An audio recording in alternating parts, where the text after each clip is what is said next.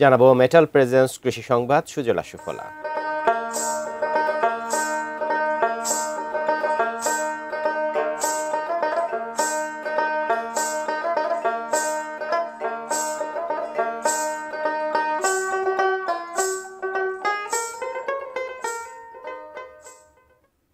নাটোরে দিন দিন বাড়ছে ড্রাগন ফলের চাষ। স্বল্প খরচে অধিক লাভের জন্য অনেক কৃষকই আগ্রহ হয়ে উঠেছেন বিদেশি এই সুমিষ্ট ফল আবাদে।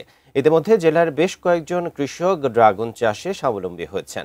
তারা জানান, ফুল ধরার 28 থেকে 30 দিনে ড্রাগন তোলার উপযোগী হয়। 7-8 মাসে প্রতি 28 থেকে 40 দিন পর পর সংগ্রহ করা যায় এই ফল।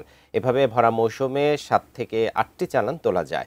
ভরা মৌসুমে দাম একটু কম থাকলেও ক্রমশ তা বাড়তে থাকে। তবে বর্তমানে সার, কীটনাশক ও শ্রমিক খরচ পর্যালোচনা করে চাষিরা তাদের কাঙ্ক্ষিত লাভ পাচ্ছেন না বলে অভিযোগ অনেকের। কৃষি বিভাগের তথ্য মতে জেলায় চলতি বছরে 1700 মেট্রিক টন ড্রাগনের উৎপাদন হয়েছে। আমরা আসলে এই বাগানে কাজ করি, ঘাস নিড়াই, কুশি কাটি, ড্রাগন কাটি, সার দেই, কীটনাশক দেই।